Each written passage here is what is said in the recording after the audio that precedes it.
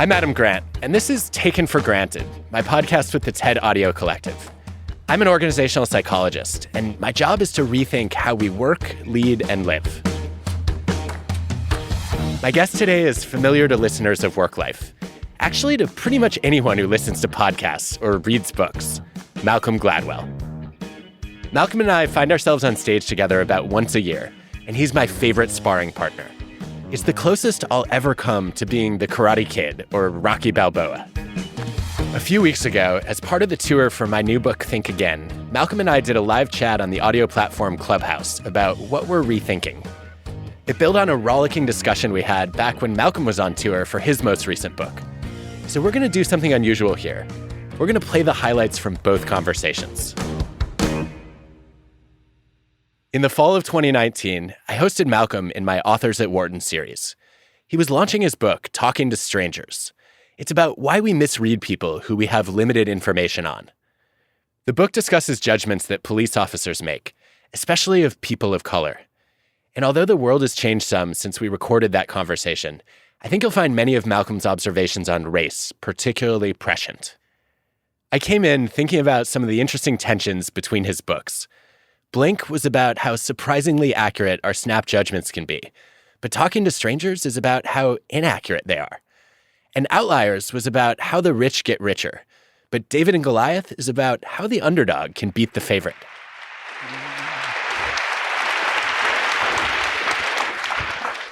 Malcolm Gladwell, welcome back to Penn. Thank you. So I have noticed over the last couple of years that you seem to really enjoy contradicting yourself. I do, yeah. Why? Well, I'm more worried about not contradicting myself. So I would be very concerned if I was still saying the same things today as I was saying 10 years ago. That would strike me as being deeply problematic. Why? Well, I would like to think that my current self is a good deal more interesting and thoughtful than my 10 years before self, right? And also, I've never attached any stigma whatsoever to contradiction. Consistency is surely the lamest of all human virtues. I'm not even sure it is a virtue. I've never understood why that should be high on our list of, phrases like so-and-so talks out of two sides of their mouth. So? Is that so wrong? Why can't I talk out of two sides of my mouth? You can, but you go to great lengths to push this to the extreme. So your last book, David and Goliath, was almost the reverse of Outliers. No, I would like to think disagree, and I would know. But let me make my case first, okay. And then you can tell me why I'm wrong. Okay. So Outliers was about cumulative advantage, and David and Goliath, I think, was about cumulative, in some ways, disadvantage. Yeah, okay, fair enough. Right? Yeah. I rest my case. Why do you think they weren't opposites, though?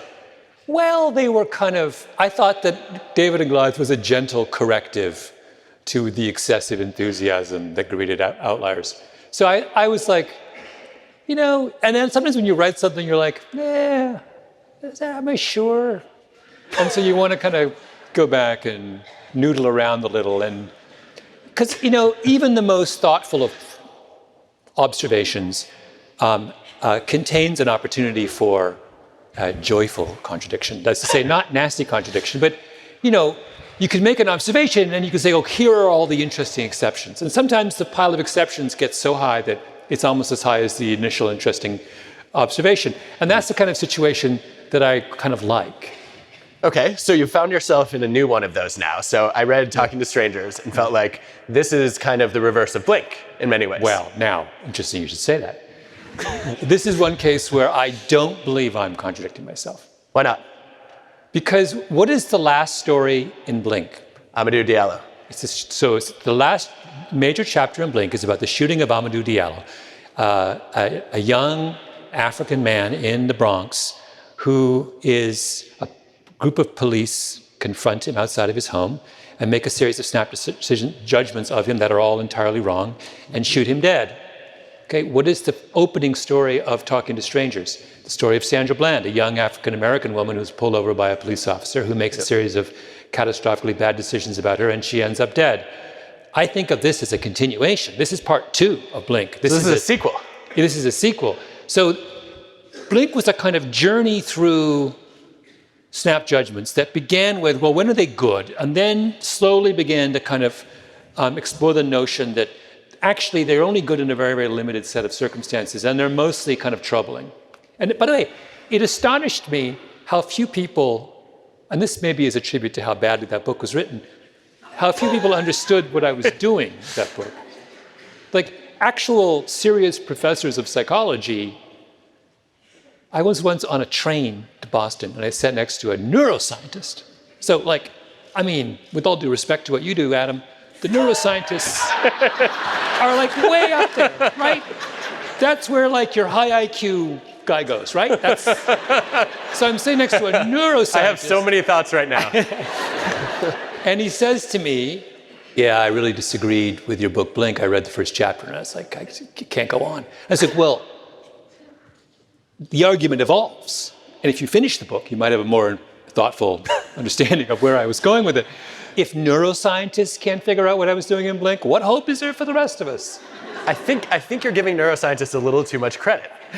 So when I go to understand human behavior, I do things like survey people or run experiments or talk to them, and then I have to figure out what cues are reliable and which ones aren't. They take a picture. Yeah, inside your brain, right? Which is I get super excited about the picture and like draw all kinds of conclusions. It is the kind of Instagram of science, isn't it? That's what neuroscience is. It's like, I'm joking, by the way, for the neuroscientists in the audience. I really am joking. I am curious, though. So a lot of Blink was about the surprising ways that our snap judgments are accurate. Yeah.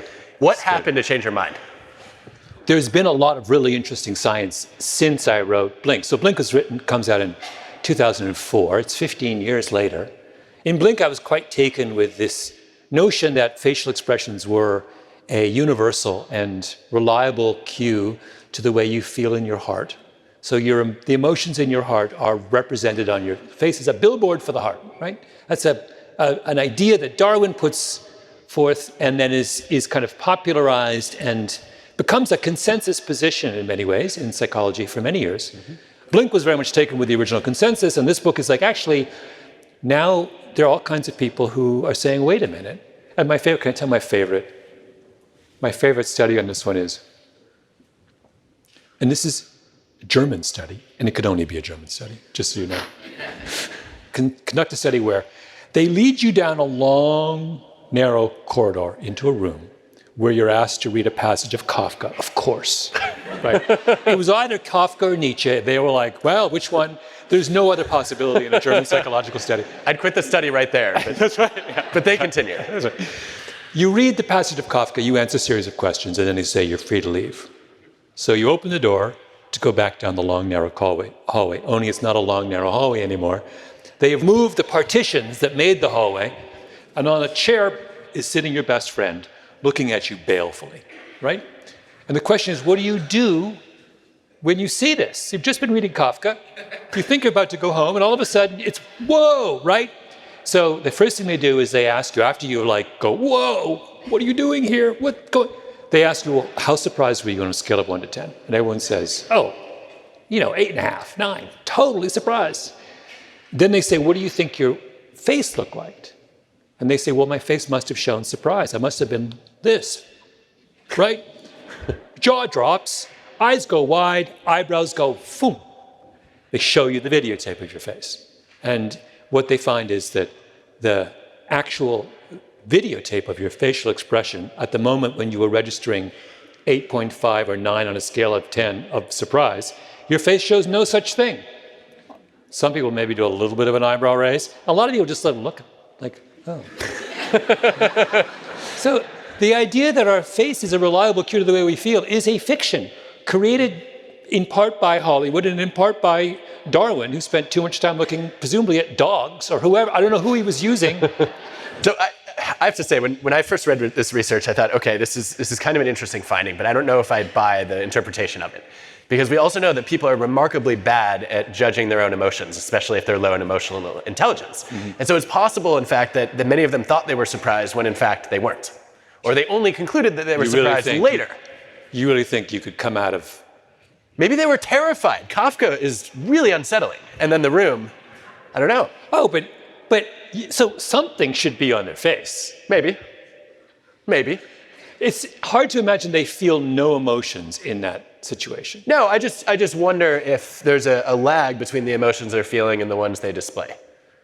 The more compelling evidence was the evidence of a number of people, and I talked to these two really wonderful researchers who went to the most remote corner of the world and showed. So what they did is you get a series of photos of people making quintessential emotional faces. And the 8-year-olds will nail this. They'll get all of them right. They know what an angry face is. They know what a happy face is. They know what it is. So then they go to like a little, what's called the Trobriand Islands, which is like where anthropologists go when they want to get as far away as possible from. Basically, the only Westerners the Trobrians have ever seen are anthropologists.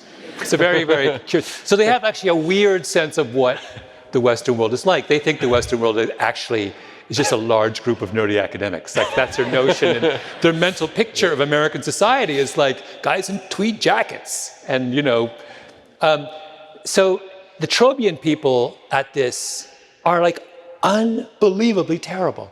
So only 58% of them can recognize a happy face as being happy. On things like a angry face, they're all over the map.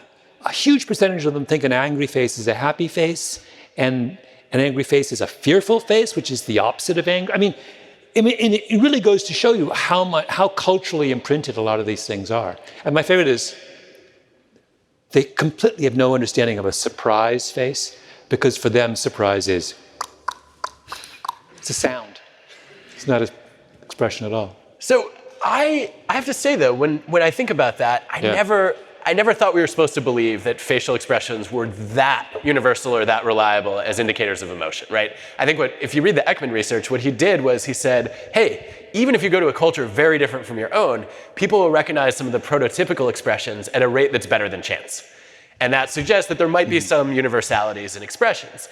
But then to expect that every culture would recognize every emotion and they wouldn't have their own norms, that seems a little bit extreme, doesn't it? If you read in the way that argument was represented, perhaps to be fair to Ekman, represented by others in subsequent years, the universal claim became quite strong. But you're right, I think this was... I'm sorry, say that again. Did you say I was right? This is such a satisfying early victory. I didn't expect it to happen. Take pleasure in these small victories, Adam. See how far it gets you. That was my point. The real issue is not what academics think, though. It's that who believes this more than anyone else? I mean, law enforcement. Particularly cops are like the great offenders. And that's because this is a book that begins and ends with the story of a police officer who gets someone very wrong. That's a relevance to me. So we should obviously be careful with facial expressions and body language. I'm curious, though, one of the things I was surprised by is you didn't talk much about vocal cues in the book.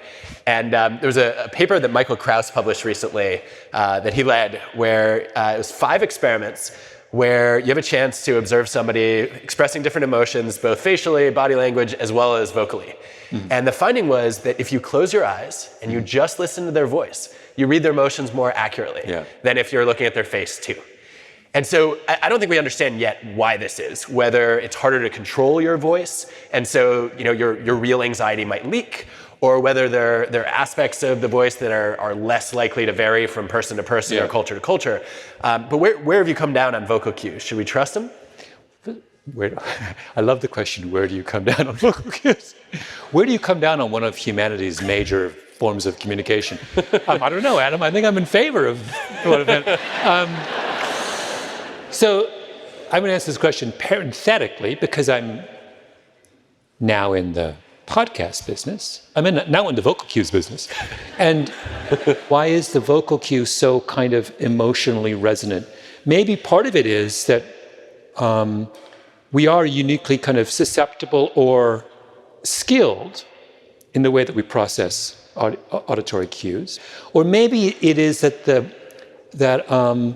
your eyes are just a source of so much noisy and misleading information. Mm-hmm. I think that whenever possible, unless you want to date them, the people that you should, if you want to make an accurate assessment of someone, you should try not to see them in the early going. Okay, hold on a second, because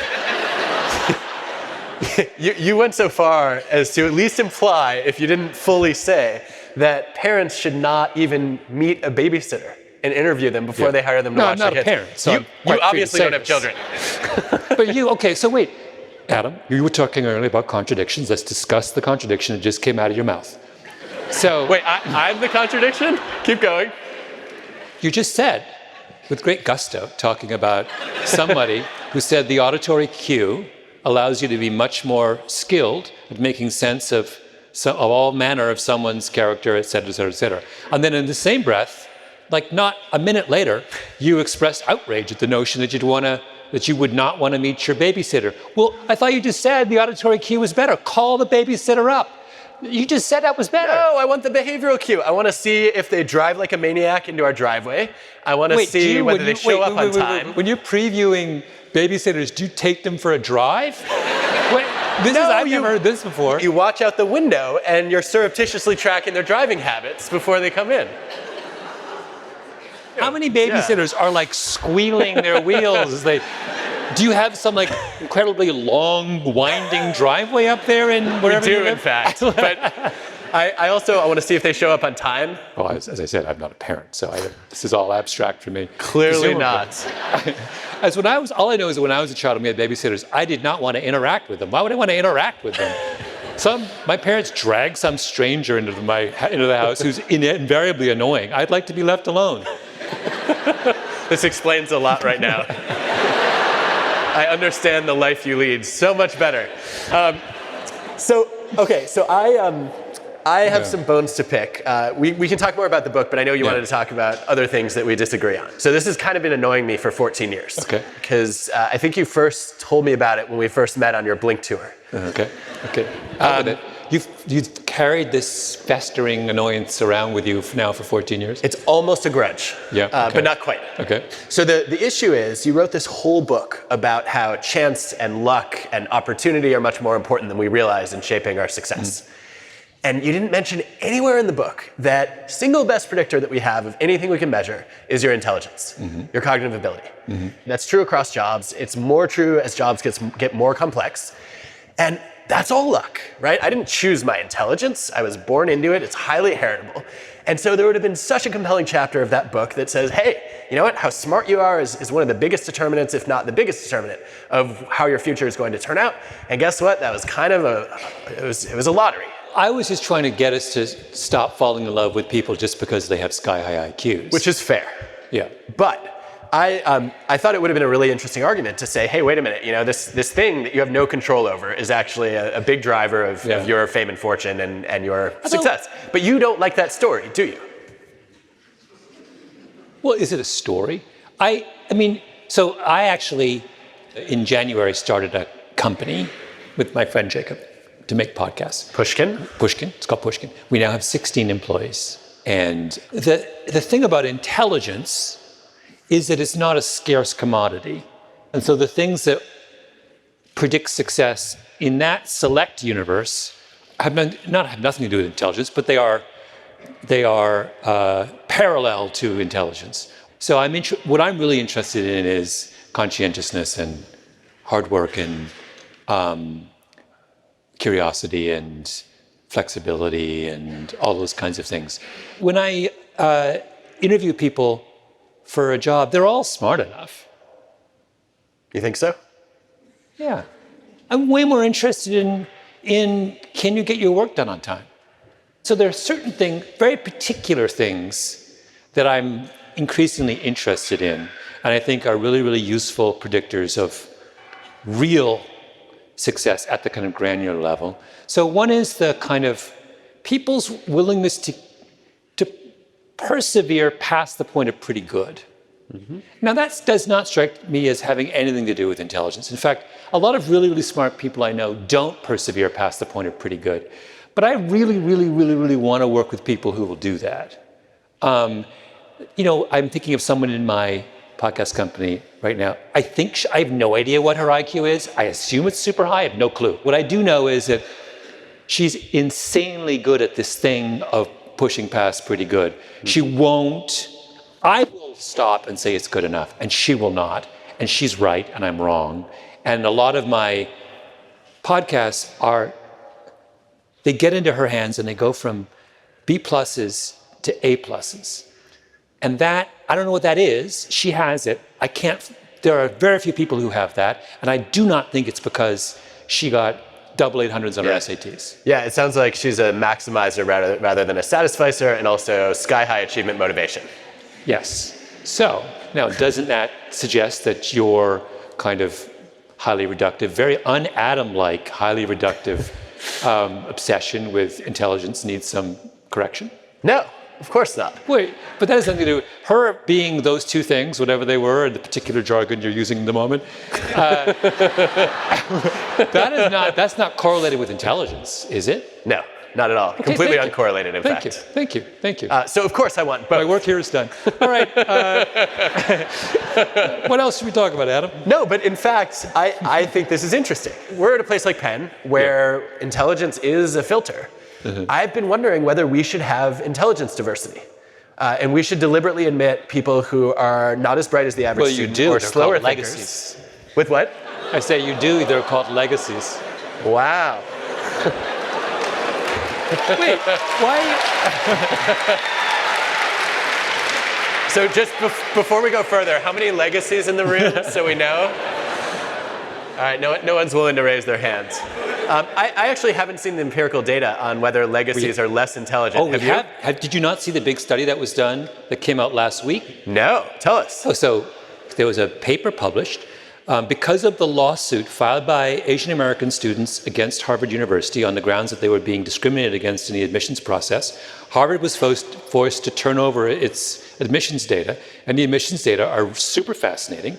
And in the category of white students who are either legacy, faculty children, donors' kids, or athletes, 43% of the white total fell into one of those 5 categories, and virtually everyone in one of those 5 categories would not have been admitted without having one of those qualifications. So white affirmative action is a very, very big deal at Harvard University, and it comes almost entirely at the expense of Asian students.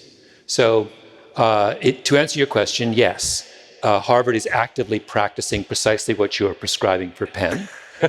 They call it something different, but admitting lots of legacy and donor kids is a way of having intelligence diversity. And you should go and ask them how well that experiment's turning out. Maybe it works really well. I don't know. So, I mean, certainly helps in fundraising, right? Which seems to be the principle, since Harvard University, like other Ivies, is a hedge fund with an education operation attached to it as a fundraising arm. That's what I mean, I don't know why you're laughing. That's what it is. You have Harvard is a $40 billion hedge fund. Harvard operates this thing in Cambridge, which funnels in kids who send them money once they graduate. Like, I don't understand why this is hard. So I want to shift gears a little bit. So there are some other revisionist history episodes that I listened to and had some strong reactions to that I want to push you on a little bit. So one of the things that you did was you introduced this idea of casuistry, which I thought was brilliant. And you basically, I think if I heard you right, you landed at saying we should continue banning performance-enhancing drugs, but performance-restoring drugs should be fine. Yeah. Well, what I wanted to do, so the Jesuit tradition of casuistry is all about trying to resolve difficult moral dilemmas, new moral dilemmas, without resorting to principles. So what you do is you take an existing case that you agree with and an existing case that you disagree with, and you see, well, is it closer to the one or the other? So there's 2 cases. One is where we're using an artificial means to restore our ability, and one is an artificial means to transform our ability. I don't understand why there is this weird notion that just because something is a product of pharmaceutical ingenuity, we can't use it to recover from an injury, right? That seems crazy to me. Yeah, I found that convincing. The thing that I started to think about more that left me wondering, though, was why should we stop at performance restoring? So I, as a kid, wanted to make the NBA. You start high school less than 5 feet tall, you feel like it's probably not going to happen. Yeah. And so then you start to wonder, well, why should I only be able to restore myself to my natural ability? Why should I not be able to be as fast as any of the players that I looked up to? How do you know where to draw the line on that? And why is it fair then to give some players their natural genetic advantages? Yeah. Well, we're about to, this is all going to happen, right? With all these recent advances in gene editing and such, people are going to be trying at least to engineer these athletes. The athletes are the first place we're going to do this. Maybe the case that we may need to kind of put a fence around a lot of athletic arenas and ask ourselves, what is interesting to us about athletic competition? Maybe what's interesting to me about watching a basketball game is the knowledge that I am watching people exactly as they were born to be. But also there's another interesting, which is like, so I had a really fascinating discussion with some guy about the notion of recovery, and he was talking about LeBron James. A lot of it is the fact that LeBron gets more sleep than everybody else, right? You might need to say that one again for this audience. He is maniacal about sleep, and sleep is the single most powerful determinant of your ability to recover. Part of what makes him interesting is that he's the guy who takes sleep seriously. And I'd hate to kind of remove that from consideration. Yeah, well, I think your argument, if I can put it in psychology language, is that it's not his maximum performance that makes him great, it's his typical performance. And I think that's actually true probably for most people. I wondered, you did another episode on rules for life, where you claimed you had a lot of them, but you didn't release most of them. Would you add this as a rule for life, and can you give us some of your other rules for life? Add what as a rule for life? This idea that it's better to be consistently good than intermittently excellent. Oh, I hadn't thought about that. I like that. First of all, I hadn't thought about the difference between your optimal performance and your average performance and typical performance. That's actually a really lovely little concept. So let's play with that for a moment. What does that mean exactly? So if I prefer your typical self to your optimal self, what does that mean in terms of our friendship? Yes, this is a very strange way of interacting as friends, but strangely my favorite one. But what? No, I don't think you would ever want that. But I think that often in sports, and we do this when we hire too, in professional jobs, we want to see how good they are at their best. I just realized something. What? The last time we had a conversation, we had an argument. You said that you thought comedians had one of the hardest jobs of anyone. I said they were better psychologists, I think. But you said it's really hard to be a good comedian, and I said it's harder to be a good teacher. Yes. And you vehemently disagreed with this. I did. But the way to resolve the disagreement is exactly this. A comedian is measured... I thought we already resolved it. No. You talk about things you still haven't changed your mind, really? Things that have been festering. This has been festering. But this is the explanation. We're talking, it's apples and oranges. A comedian is measured in terms of their optimal performance. They have a carefully rehearsed, time-limited performance, and that is how we come to understand their genius. A teacher is all about typical performance. You measure a teacher on their ability day in, day out to come in and keep an even keel. In the face of all kinds of provocation and exhaustion and what have you, they have to remain this consistent, calming presence in the classroom. So it is two profoundly different tasks. So the right answer is that both are impressive for very different reasons. It so happens that I valorize typical performance and you have an affection for optimal performance. No. Right? No, I think your whole analysis is right, except you're thinking about the wrong kind of comedians, which I was not clear about a year and a half ago. So the comedians I had in mind were two kinds of comedians. One were comedy writers who have to go and do it day in, day out. So I was thinking about Jerry Seinfeld and Larry David writing Seinfeld. And producing 200 episodes. We were talking about performance.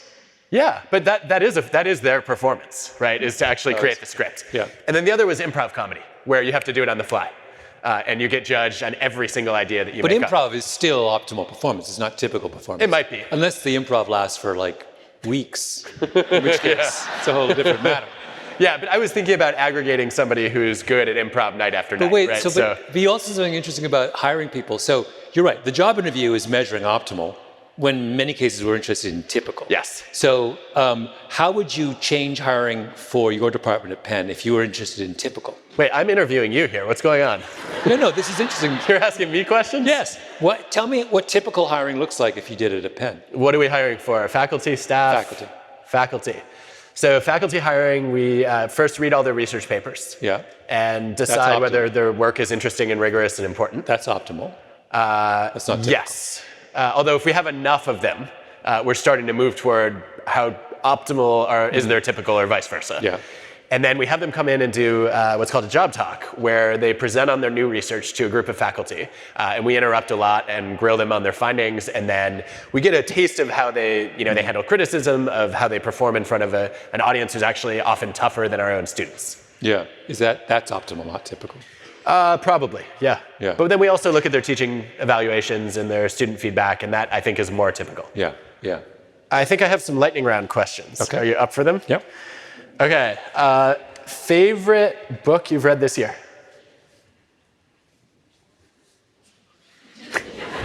Favorite book you wrote this year? No. I just read a really great book about the Shah of Iran that I just thought was kind of fantastic. Good. All right. What if you could give one piece of advice to your 21 or 27-year-old self, what would you say? 21, I should have left North America. I thought about it, had a chance to, and didn't. And I completely regret it. The same. At 27, I actually, at 27, had another opportunity to go somewhere and didn't go and regret it. How do you know if you're successful? If you can do what you want. Really? Freedom? Yeah. Not impact? No, it's about no one's standing in the way of what you want to do, read, write, go. But you achieved that 15 years ago. Yeah, I was successful 15 years ago. And now? Well, I guess I still am. No one's stopping me. But you have a company now. You've constrained yourself more. Isn't that true? They don't involve me in anything significant. I'm just arm candy for the operation. Suspicion confirmed. All right. Last question. We have a group of students in the audience who often describe themselves as insecure overachievers. Mm-hmm. What is the one piece of advice you would most like to offer them? Insecure overachievers. Why would you call yourself, do you self-identify as an insecure overachiever because you're insecure? Me? No. The group. Why would you identify, is that a bad thing to be? It's probably a good thing to be, right? It means, is the insecurity is driving your overachieving? Probably. I would hire an insecure overachiever. Those are, I think that's what that person I was talking about at my company that I like so much, I think that's what she is. And it's fantastic. So, you mentioned when we were walking on stage that you read an article about how the whole United States is Southern? So this is, I've been obsessed with this recently. So I first read this essay a couple years ago when I did a podcast episode on the Brown decision. And it is an African-American professor of history at Chicago called Charles Payne, who wrote this essay maybe 15 years ago called The Whole United States is Southern, which remains, I think, is one of the most brilliant essays I've ever read. And it was, that phrase was something that George Wallace, the infamous segregationist governor of Alabama in the late 60s, once famously said. Payne's argument was that the project of Southern white segregationists and racists during the civil rights movement was to personalize the discussion of racism. So their argument was, if only black people and white people can look each other in the eye and be nice to each other and be polite to each other and open doors for each other and do all those kinds of things, we'll be fine. And the reason they wanted to do that is that they desperately wanted to distract attention from the institutional response to racism, to segregation and gerrymandering and voter suppression and redlining and all the kind of... Yeah. And the title, when George Wallace famously says the whole United States is Southern, what he meant was, we won. Our way of thinking about race has won the day.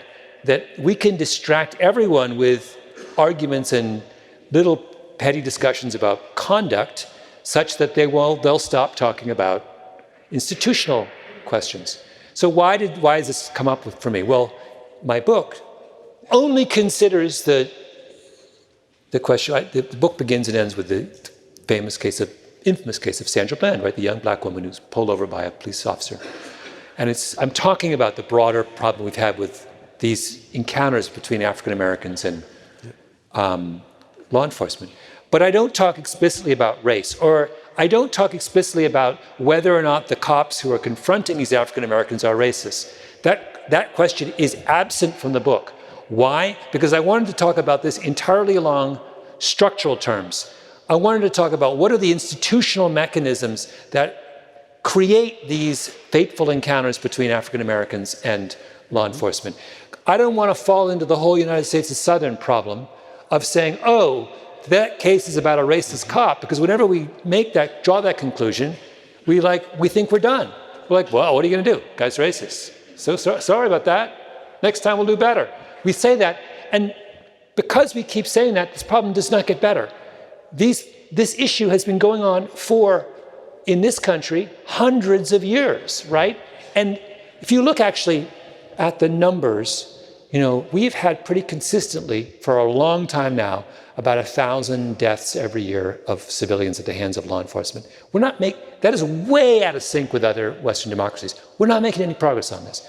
I have now gotten to the point where I'm not even sure if there is a conflict between institutional arguments and personal arguments. If it come down to whether you let in tens of thousands of refugees or whether you wore brownface to a party, I really don't care what you wore to a party. Honestly, I don't want to hear it. I don't want people to spend time on it. I don't want to waste energy on it. I'm much more concerned about the thousands of people who are, suffering in some country and have nowhere to go. I want to judge people on a very different set of criteria. So I'm curious about why this happens. So it seems to me that a big part of and this is not just true for racism, it's also how we deal with sexism a lot. It seems like a big part of it is because we're much better intuitive psychologists than we are sociologists. Yeah. So we explain behavior in terms of people's individual motivations and values and attitudes, and we're horrible at seeing the collective forces that affect all of us. Do you think that's the story? Is there more behind this? It's a really, really, really good question. Actually, I feel like you are better positioned than I am to answer. I'm a little bit baffled by it because we did go through a period in this country and many other countries where we were very interested in structural solutions to problems, but it's kind of fallen out of favor. I feel there's something that's gone on very recently where it is somehow way easier for us to get worked up about blackface than it is for us to get worked up about voter suppression. Yeah. And I do not understand that. I think maybe the other factor that comes to mind is there's a lot of evidence for efficacy being a problem, right? So I don't feel like I can change a structure or influence an institution, whereas the idea that I might be able to get an individual person to be less racist or less sexist, it feels a little bit more palatable. And so I think people just put more faith in these kind of more individual factors, but they don't solve the problem. Isn't the truth the opposite? Isn't the truth that it's actually easier to change structural things than it is to change interpersonal attitudes? Probably collectively, but not for me, right? Not as an individual citizen. Do I think we could productively solve gerrymandering and voter suppression just to delete? Yeah. I actually think we can. I think if we paid more than 5 minutes attention to it, it wouldn't take that long. Yeah, but we is the operative word. Yeah. I agree.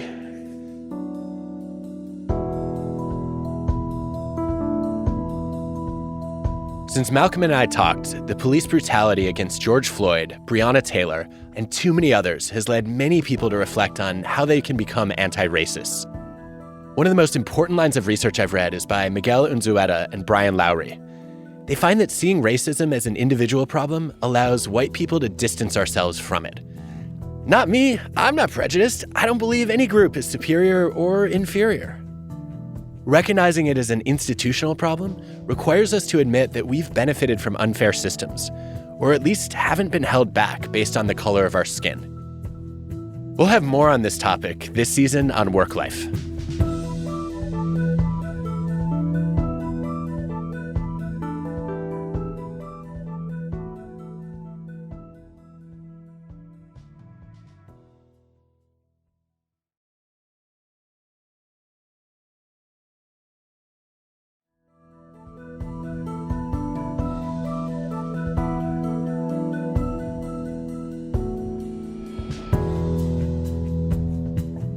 Welcome back to Taken for Granted and my live conversation with Malcolm Gladwell. We recently caught up on Clubhouse, where Malcolm asked me some questions about my new book, Think Again. Our chat was hosted by the amazing Kat Cole. Welcome. You may remember her from the Work Life episode on networking for people who hate networking. It was about how being a helper helped Kat rise to the top of Cinnabon at a shockingly young age. She invited some insightful comments and questions from an all-star group of listeners, so you'll hear some of their voices as well. Adam, can you give us an overview of Think Again? The core idea builds on some brilliant work that my colleague Phil Tetlock did. And the premise is that we spend a lot of our life with these mindsets of occupations that we never have worked in. We find ourselves thinking like preachers, prosecutors, and politicians more often than we would want to admit. When I'm in preacher mode, I'm trying to proselytize. When I'm a prosecutor, I'm trying to win a case and prove you wrong. When I'm a politician, I have a constituent, I'm trying to get their approval, so I'm doing all this campaigning and lobbying. My big worry with preaching and prosecuting is that people are not willing to think again. Because I'm right, you're wrong. You're the one who needs to change, I'm good.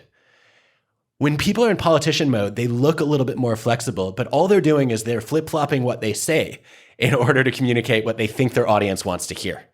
And so if it looks like they're rethinking, they're doing it at the wrong time for the wrong reasons, or they're just towing the party line and appealing to their tribe without actually changing their internal beliefs. My hope is that people will think a little bit more like scientists and say, you know what? I don't have to believe everything I think. I don't have to internalize every emotion I feel. When I start to form an opinion, that's just a hypothesis. Let me go out into the world, run some experiments, observe, talk to people, and test the hypothesis. And I should be then surrounding myself with people who don't just agree with my conclusions, but actually challenge my thought process. And the goal of all that is to try to break us free of overconfidence cycles, where we take pride in our knowledge. We have too much conviction that leads us to confirmation bias, and then we become a little bit arrogant. What I want to do is activate rethinking cycles, where we have the humility to know what we don't know. We doubt some of our convictions. That makes us curious to go and discover new things. And that reinforces this mindset of being a lifelong learner, saying, wow, I just learned something. There's so much more to learn. Well, you have written another wonderful book. And I find it actually, there's so many fascinating things. My only critique of this, I have a critique of this book, by the way. I hope you have more than one. I have several. But my large one, which is it's 4 books.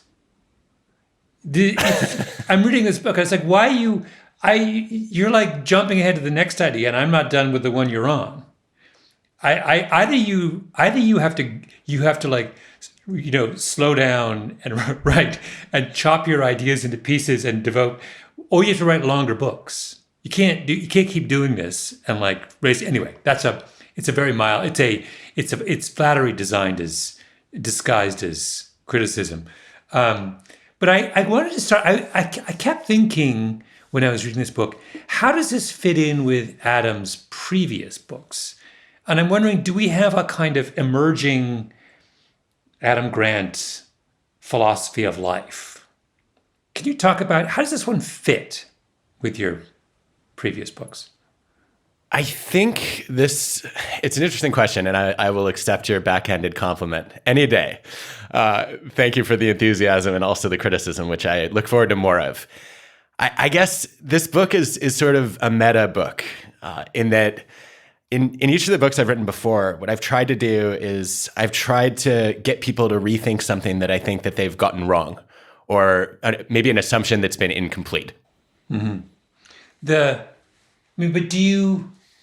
What I want is whether you think there is a kind of Adam Grant ideology that's emerging from writing all these. Are you getting a kind of sense of, well, wait a minute, here is how I see the world. And if you read all my books, you'll get this Grantian vision. Yes, although it would be a little ironic to commit to an ideology because then I'm not staying open to rethinking my opinions and beliefs, am I? No, you could have a component. You could have an ideology, which is that you revisit your ideology. That's fine. No, I think there's an overarching thread that runs through all my work, which I didn't see until I'd written a couple of books. The thread is that the very things that you think are critical for success in life can actually be attained through building character.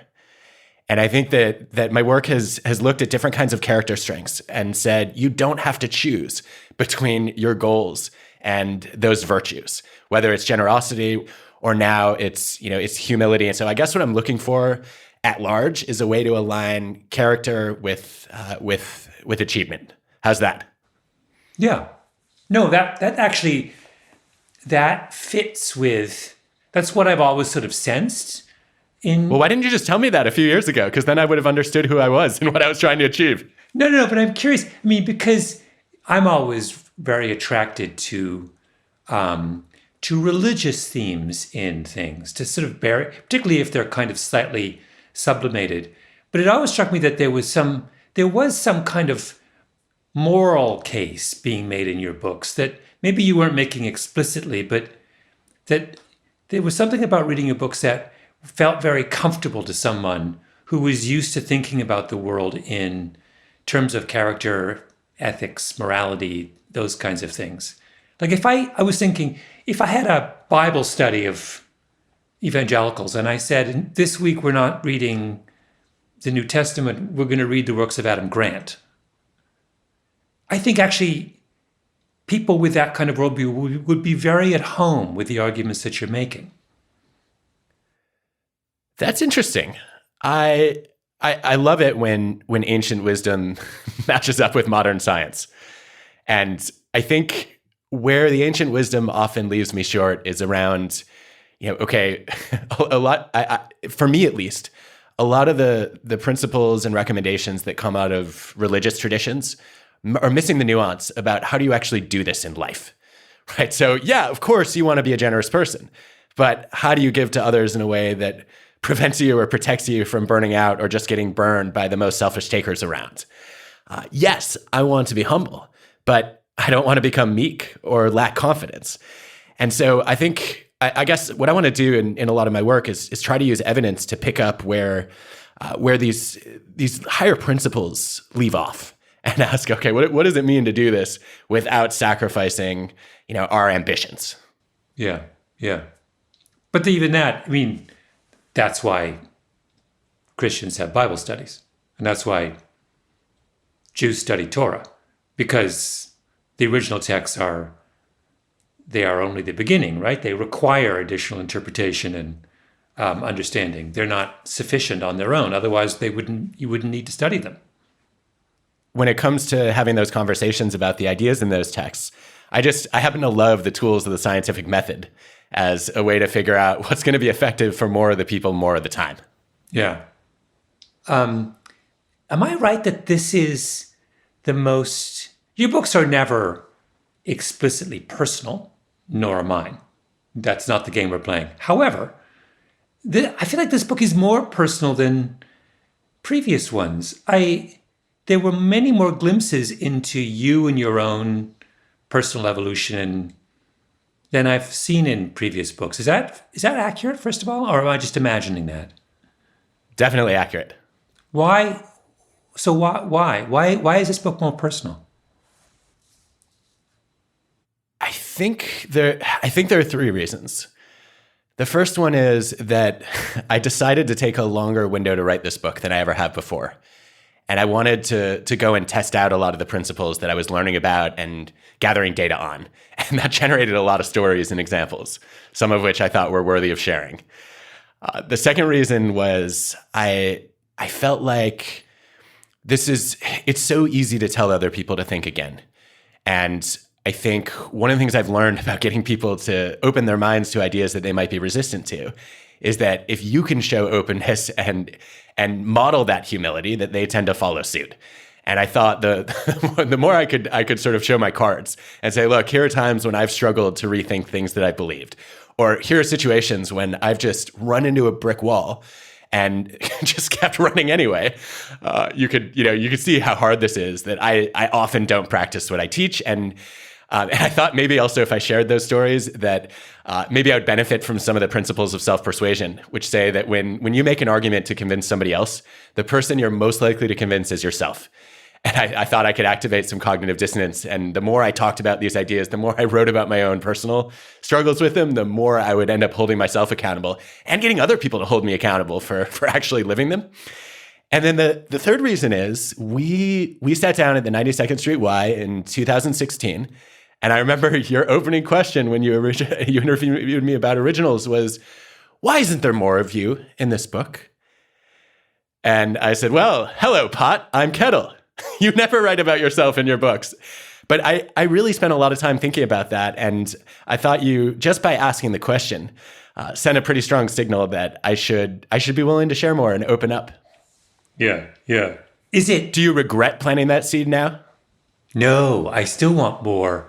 You're convincing me of the value of, like, I thought the moments in this book that I loved the most were the ones when you were talking about your own experiences. That was where, very much to the points you were just making. There's something particularly when you're talking about humility and leaving your mind open to revisiting assumptions and things, that which is an inherently difficult thing to ask anyone to do. You need the person who is asking you to do that to talk about their own experience, right? It's what not only convinces you that it's possible, but also establishes the authenticity of the argument, right? Like, this is jumping ahead, but my favorite part of this whole book is when you start talking about how you change the way you teach, and those little glimpses of things. And whenever you talk about, inviting students to kind of participate much more in the structure of classes and instruction. And I just thought, like, the easiest thing for someone in your position would be to do the opposite, is to say, the students need me to give them the full 90 minutes of Adam Grant. I'm Adam Grant, right? I just thought that was really interesting. Can you tell us a little bit, let's talk about the book a bit now. Tell us a little bit about that portion of the book, and reflect a little bit on how you made those ideas, how you kind of approach those ideas in your own experience in the classroom. When I started thinking about writing Think Again, I realized that I wasn't giving my students an opportunity to do it. The more we focused on evidence-based management, the less opportunity there was for students to question my arguments, the data I was bringing to the table, and also each other. So I decided I was going to throw out 20% of the class every year and try to rethink some of the core ideas that I was teaching, bring in new topics. And one of the things I did just to kick that off was I left a day of the syllabus open. It was blank. And I asked the students to generate ideas for what they wanted to do in class. I said, I'll consider anything as long as it has pedagogical value. And they came up with all these brilliant ideas. The first year they did this initiative called Dear Pen Freshmen, where they wrote letters to their former selves about the decisions they had wished they'd rethought, about not declaring a major too soon, about not overcommitting to a romantic relationship that was going in the wrong direction, about not making their resumes so full that they didn't leave time to build relationships. And it was so powerful to watch it happen, and it ended up getting adopted at a bunch of other schools. And so I saw that and I said, okay, this is a staple of my class. We need to rethink what we teach and learn every single year. And the hope is that great ideas then get built into the structure and culture of the class, but more importantly, that students get in the habit of thinking again. Mm-hmm. What's the cost of that? I can see the benefits clearly, but there must have been costs. I mean, time costs? Does it make your life more complicated in some way? It felt like a risk at first because I didn't know exactly what the ideas were going to be. And at the end of the day, I became a professor because as a student, I had some extraordinarily empowering professors who gave me much more of a voice than I ever deserved and even let me run some of their labs when I was a college student. And I wanted to pay that forward. And I guess my first principle there was trust the students. And I'm really glad I did. I think the only other cost really was that we get so excited about the new ideas once they've rethought the class that we're always adding new we're adding new activities and new content to the class, and it just keeps growing and ballooning, and it's hard to fit it into a semester. Yeah. There was a word that I kept waiting to see, and I could be wrong, but I don't think it appears in the book, and it's the word pleasure. But, which is odd to me that it doesn't appear, or if it appears only briefly, because it seems to me you are articulating an idea about what is pleasurable in engagement in the world. That you think you're not just making the argument that being willing to revisit your assumptions is useful in a utilitarian sense, or more effective in managing certain kinds of problems. That doesn't strike me as being, those are good things, but they're probably not sufficient. I sense that you had a more ambitious agenda, that you were also saying that this is actually a better way, subjectively, to live your life. That it will bring you more happiness in the end to be this open. And I wondered, am I right, first of all? And two, should you have made that point more explicit? Fascinating. I think I tried to get at this a little bit in chapter 3 on the joy of being wrong. That joy of being surprised and delighted by discovering that your beliefs about something that matters, might have been incomplete or incorrect, is something I think we should all experience. Not only because it's fun and stokes curiosity, but also because it allows us to run experiments in our own lives and shift the choices that we make. And I guess I wanted to get at that indirectly a little bit too in chapter 11 on rethinking our career and life choices. To say, look, so many of us end up only doing our rethinking in hindsight. And that leaves us with a lot of regret, saying, if only I had, if I had chosen a different major or considered a different career or married a different person, I might have had a different life. And I think there's obviously a lot of benefit that can come from doing that rethinking up front. And I don't know, though, if it's always directly going to lead to happiness. I think there's some new research in psychology by Shigehiro Ishii and his colleagues, which says we mostly, when we talk about people's emotional experiences or their subjective experiences in life, we're mostly talking about happiness. And now we've started to add meaning. And I think those are two reasonable things to focus on. But there's a third dimension of what people seek out in life, which is called psychological richness, which I think is a great concept. Psychological richness is I'm having interesting experiences. I'm learning new things. And I don't know if being an enthusiastic rethinker will always bring you happiness or even meaning, but I think it definitely leads to a richer life. Mm-hmm. Mm-hmm. Well, that's really good. But the book amounts to an argument for that then, for us raising the value of psychological richness as a goal, right? You are articulating a kind of, the reason I'm getting at this is that I was struck by, because I am, as you know, a BlackBerry fanatic user, not fanatic is too strong a word. It's from, they make it in my hometown. I have it came out of my dad's university. And you have a little thing where you talk about Mike Lazaridis, who ran RIM, BlackBerry, for many years. And he made this error, and they went from 50% market share to whatever it was, 5% in 5 years, because they failed to understand the smartphone revolution, the typing on a keyboard typing on a screen as opposed to, et cetera, et cetera.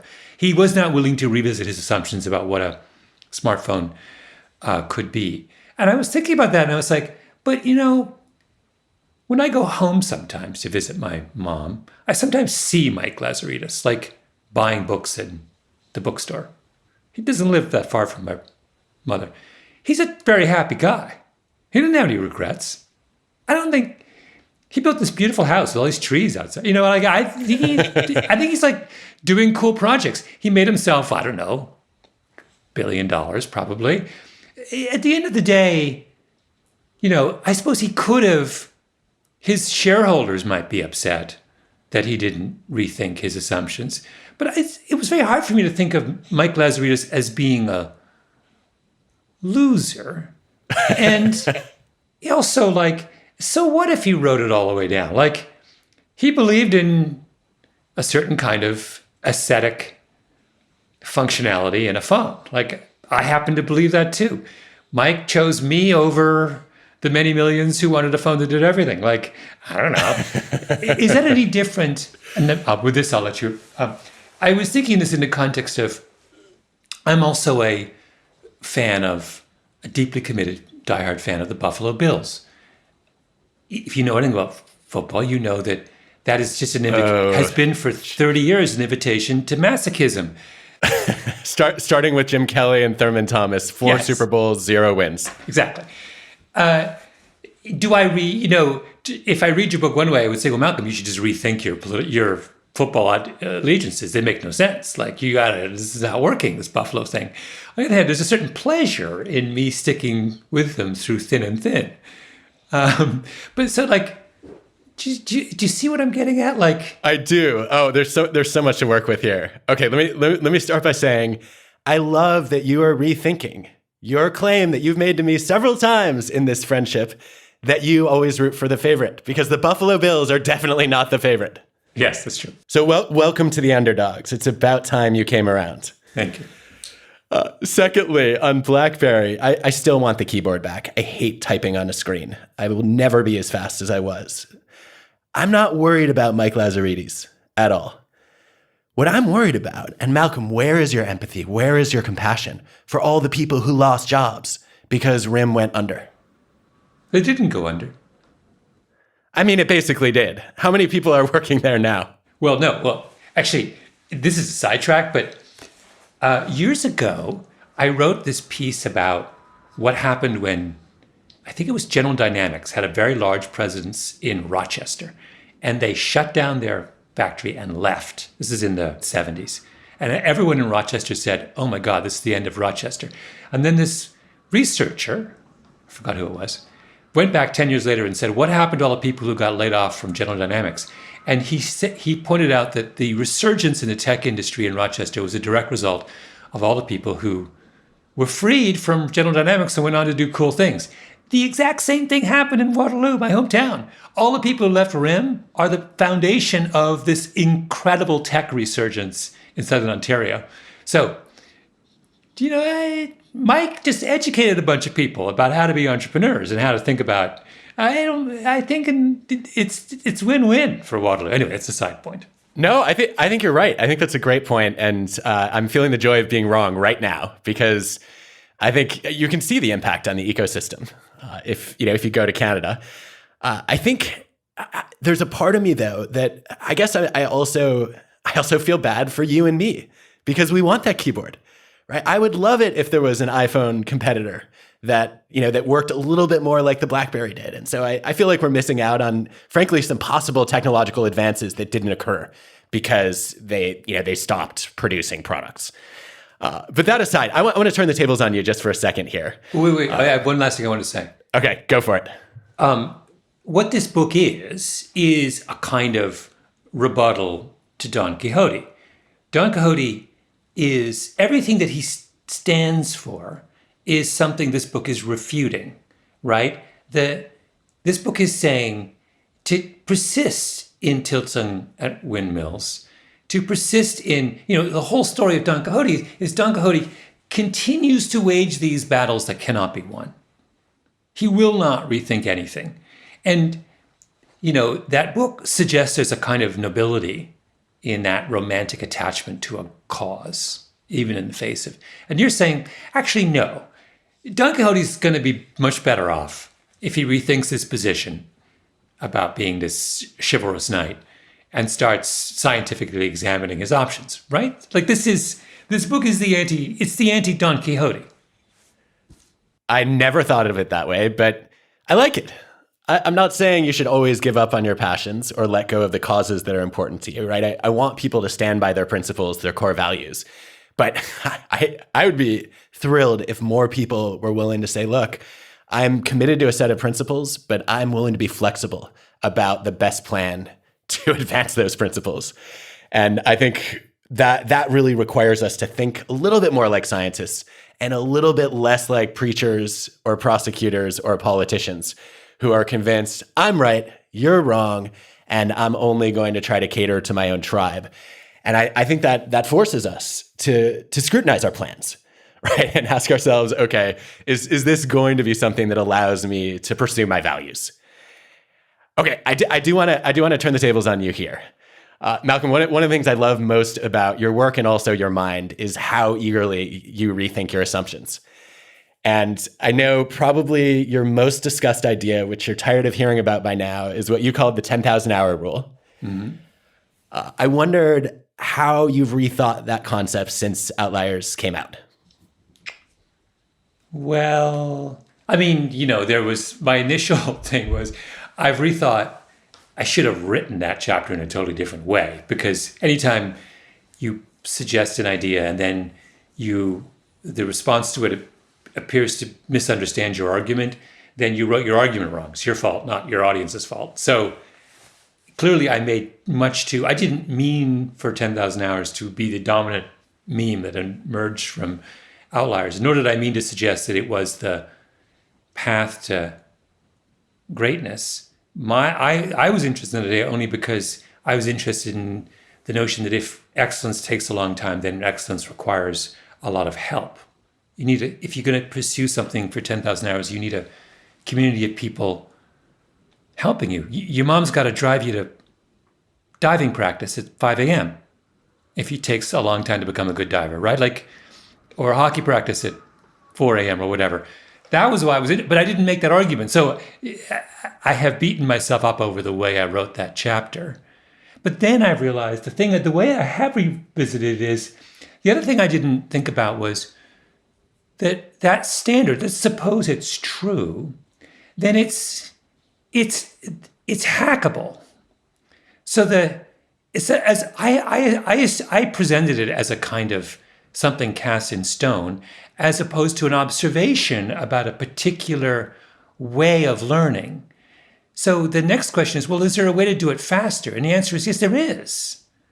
You can be smarter about it.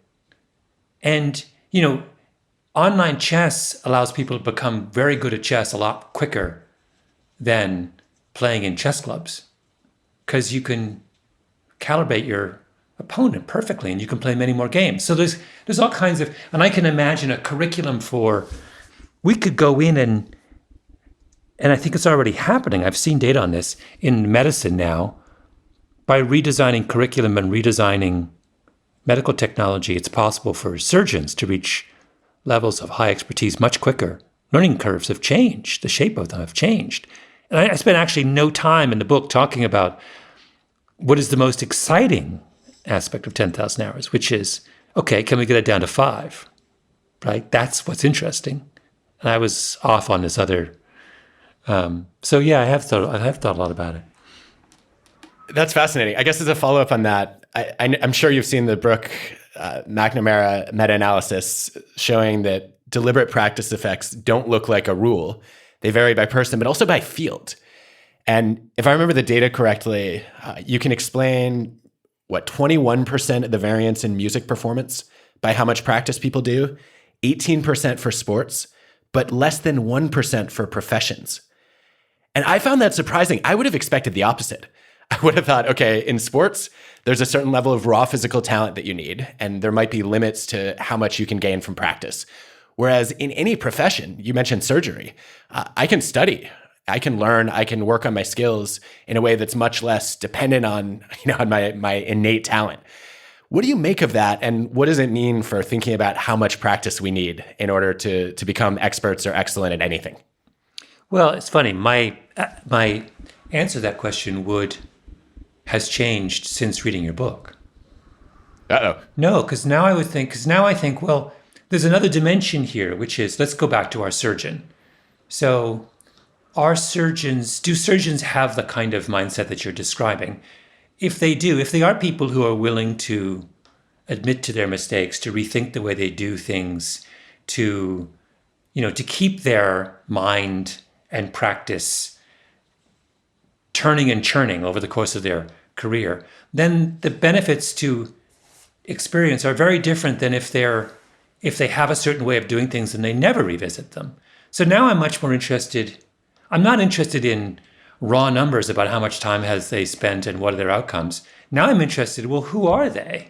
How do they make sense of this? Who's around them and working with them? What's the culture in their surgical team? There's a thing where you talk about motivational listening and how there are certain kinds of techniques to get that really help people revisit and change our minds on ingrained practices. That if we're smarter about the way we convince people, we can do a much better job of doing that. Well, that made me think, well, a lot about the surgeon, let's stick with the surgeon. If he or she is doing something the wrong way, a lot depends on who's the person trying to convince them to do it differently and how good are they at their job. Now, those are all the questions I care about now, in other words. I think the old question is kind of boring. That's great. There's so much more I want to talk about. But one of the things I'm enjoying about Clubhouse is it's a rethinking of social media. And it's not just me and you having a conversation. We've got a whole audience here. So Kat, do you want to bring in some other voices? Yeah, I would love that. So Rahaf, would love to come to you. Go ahead, Rahaf. Yeah. Hey guys, so I have a question that a bunch of people have actually asked. Adam, I think the concept of rethinking everything is hitting a point of discomfort for a lot of people. So I'm going to take the question, is there anything too sacred to rethink? What are the things that Adam or Malcolm refuses to rethink, and how do you determine what those are? What are the things that you would refuse to retouch or rethink? I don't want to make a case that people should rethink everything. First of all, I think we need to have quality standards, right? And you shouldn't just roll the dice and say, all right, I'm going to pick a new belief tomorrow. What I want people to do is change their minds in the face of sharper logic or stronger evidence. And I think that means that we always talk about how people are entitled to their own opinions, but not their own facts, the Moynihan quote. I think that when that's true when you have opinions in your head. But if you're going to voice them out loud, you have a responsibility to base your opinions on data or on logic, and then to revise them if better data or better logic come along. And for me, that means you need not just a support network of people who encourage you and cheerlead for you, but also a challenge network of thoughtful critics coming in good faith to poke holes in your thinking and help you maybe see some of your blind spots. And what I'm trying to do is just encourage people to bring a little bit more of that into their lives. And of course, you can have a core that you protect that you're not willing to rethink. One thing that I have no intention of rethinking is my passion for the scientific method. I can't think of anything you could do to convince me that randomized controlled experiments are not the best way to advance medicine, for example. And if you wanted to try to convince me, I would ask you to do a bunch of experiments showing that experiments don't work. And so you would be proving my point even as you try to invalidate it. And that I think I would say that, there's a spectrum of how often people rethink their assumptions. And I covered some research on this in chapter 3 of Think Again on super forecasters, where people compete in these tournaments to predict the future. And the average forecaster, when they make a prediction about who's going to win the World Cup or who's going to win the next presidential election, will change their mind about twice. The super forecasters, they change their minds twice as often. They tend to update their predictions 4 times on a given question rather than 2. And so I just want to move us a little bit more to the right of that curve and say, if we did a touch more rethinking than we currently do, we'd be better off. And rethinking doesn't mean you have to change your mind. It just means you're open to reconsidering and reflecting. Love that. Julie, what are you hearing, seeing?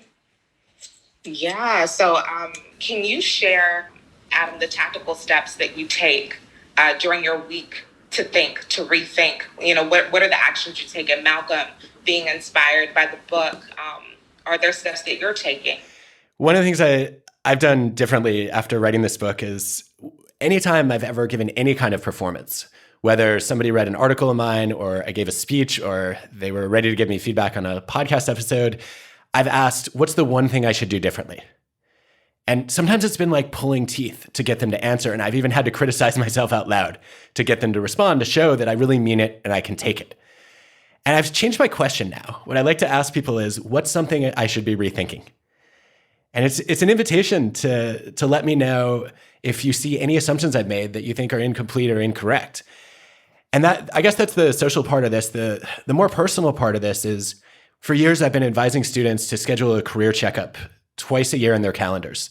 Just like you go to the doctor or the dentist when there's nothing wrong, we should also be doing the same things to reconsider our career plans and ask ourselves, what is the job that I thought I wanted still what I'm looking for? My hope is that I get to try on new careers and new identities. But in the meantime, I've started putting rethinking time in my calendar. I like to have an hour a week where I look over the arguments I've made.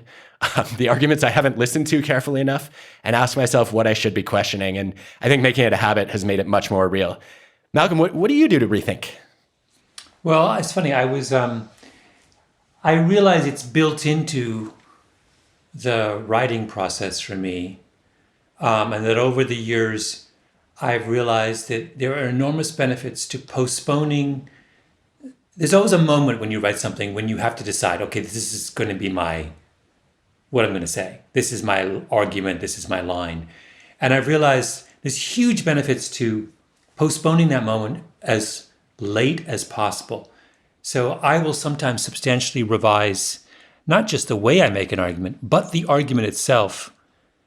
When I'm writing books, sometimes I do it when I rewrote an entire chapter of my last book with, days before the final deadline, which drove my editor crazy. But with my podcast, I do that a lot. You have to structure your editorial process so it permits that kind of, so when we have a meeting, when they say, we just had a meeting for this new season of Revisionist History, and my producer says, well, what ideas do you have? And I say, well, I have this. But you'd be very, very careful not to say, I'm going to make the following argument. What you say is, I'm investigating the following issue. And that seems like a minor semantic difference, but it's hugely important. What I'm saying is, I have not made up my mind yet. And I would like the opportunity to change my mind many times between now and when I hand in this script. And that's a discipline that reading your book sort of reinforced to me the value of that discipline. And that's you thinking like a scientist, not like a preacher or a prosecutor. Yeah, it's funny. I'm not a complete, many people are quite pessimistic about this moment in our culture, about, our ability to get people to rethink their positions and I'm actually not. I'm an optimist on this. There's this model called the persuasion knowledge model, which says that when somebody discovers that you're trying to influence them, a change of meaning occurs. And what seemed like a reasonable, thoughtful discussion now becomes a manipulative tactic. And they put their guard up, and it makes it much more difficult to have influence. I think it was in Outliers. I want to convince you that success was much more driven by luck and opportunity than most of us are willing to admit.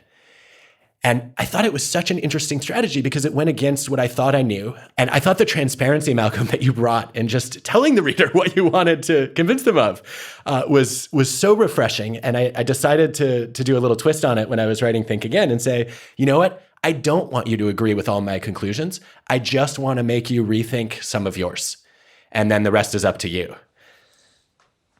I'm always reminded of this little anecdote from Obama when he was in the White House. He didn't want to have to spend any time thinking about what he had to wear because he felt his cognitive space was limited. When I first heard that, I thought, oh, that's ridiculous. And then I thought about it, and now I think it's brilliant because we spend a lot of time constantly rethinking stuff that's just dumb. Like, why do I sit in front of my closet for 5 minutes deciding what sweater to wear? That's a complete waste of time. I should just close my eyes and grab a sweater. They're all fine sweaters, right? But then there's stuff that's consequential. So maybe this all just starts with just zeroing in on what things really matter. Now, I'll give you an example. I'm a big runner, and like many runners, I'm incredibly interested in this question of whether trans people, particularly boys who transition to girls, should be eligible to run in competition. And my initial position was to say, no, they shouldn't. Women's sports should be a protected category. However, I realized that's not an issue I should simply take my reflexive position. It's too important to the sport I care passionately about, and too important to the well-being and rights of an entire community. And it's been really hard to revisit this, to kind of think, well, wait a minute, maybe I'm wrong. I feel I have an obligation to read every considered argument that comes out on any side of that issue because I need to keep my mind open. I don't feel the same way about the sneakers I wear when I run. I wear one kind of sneakers, and I'm not revisiting that. That's trivial. But this is really important, right? So this process is something that's not easy. It's not easy because I have very strong prejudices on it. And I have to fight myself to get over those prejudices and keep my mind open. That's why a lot of what you were writing about in the book resonated with me so much. That there are things where there are times and places where you have an obligation to be willing to revisit what you thought, and a moral obligation to keep your mind open.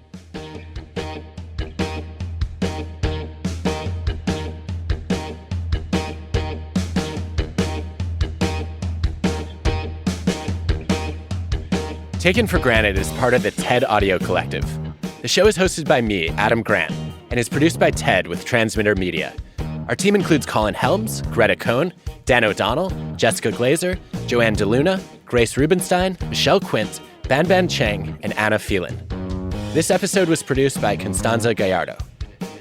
Special thanks to Kat Cole for hosting Malcolm and me on Clubhouse.